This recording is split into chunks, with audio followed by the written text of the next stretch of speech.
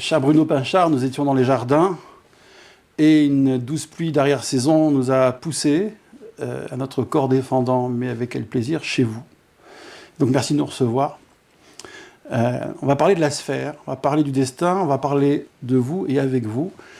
Le projet sphère, la sphère, disons que sa conception est un petit peu originale. C'est le thème du destin qui, s'imposant à nous, va nous permettre de développer le projet sphère, parce que je vous sais très attaché à Dante.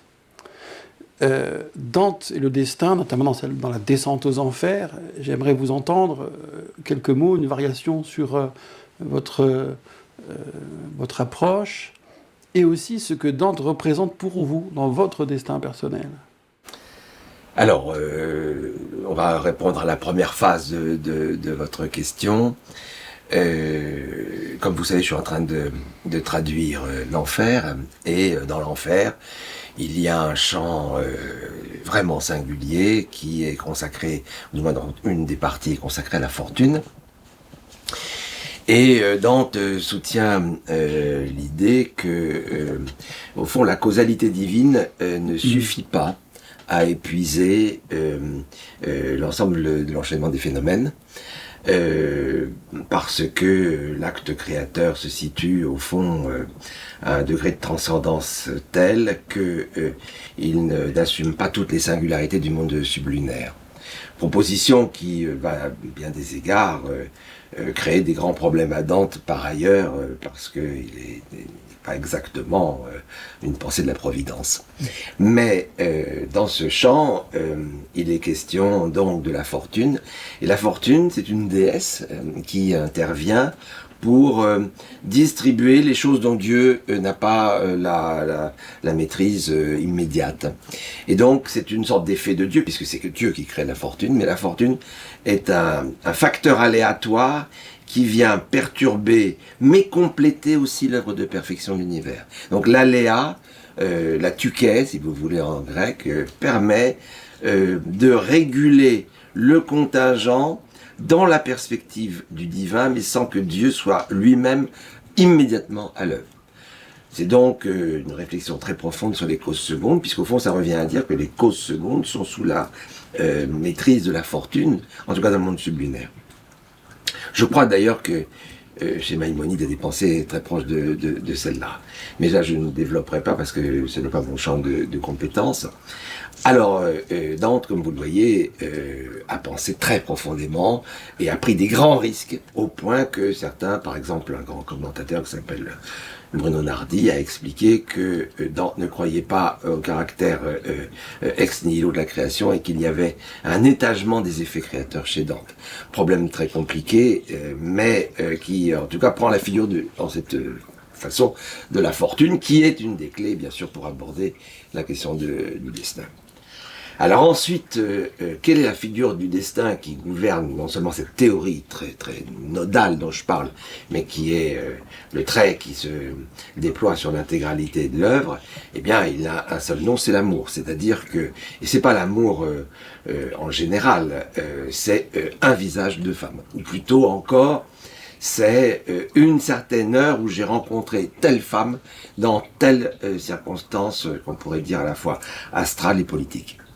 Donc, la rencontre amoureuse est la forme du destin, et elle prend cette forme d'une façon précise parce que cette femme meurt.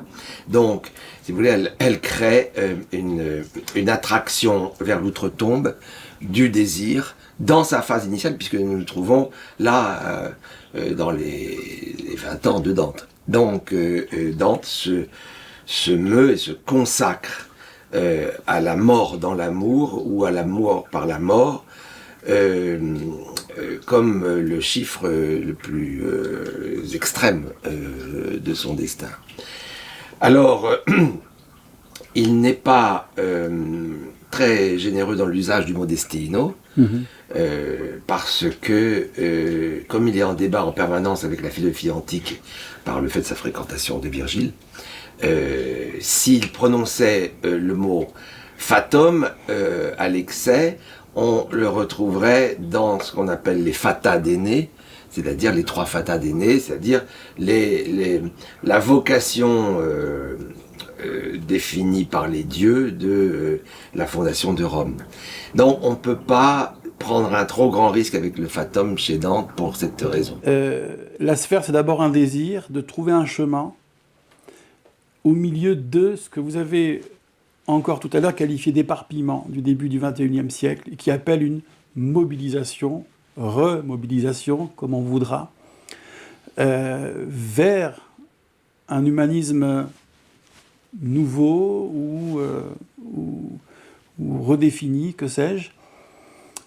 Et ça appelle donc certains thèmes, certains jalons à poser. Et si Dante accompagne Bruno Pinchard, est-ce que Bruno Pinchard peut accompagner la sphère et nous déjà égrener quelques jalons? Je pense que la deuxième grande valeur est le voyage. Vous savez, c'était un des grands problèmes que j'avais quand j'étais professeur. Les étudiants ne voyagent pas assez. Et ça, je comprends qu'on soit attaché à sa province et qu'il y ait des grandes choses entre les Alpes et le Massif central, à coup sûr, quand j'étais à Lyon. Mais le voyage est quand même une des clés de l'intelligence et que il y a une errance sur la Terre qui est nécessaire, indispensable, je dirais même fatale.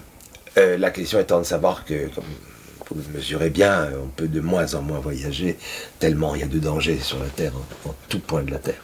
Donc, au fond, on en arrive à une restriction du voyage, qui est peut-être un des points les plus dramatiques auxquels nous pouvons nous attendre aujourd'hui. Alors, après... vous êtes en mesure de me poser la question, alors on fait quoi avec les intelligences mécaniques ou artificielles? Qu'est-ce qu'on fait avec les grandes revendications ébranlant les partages fondamentaux de la nature? Qu'est-ce qu'on fait avec les crises climatiques, sociales, économiques?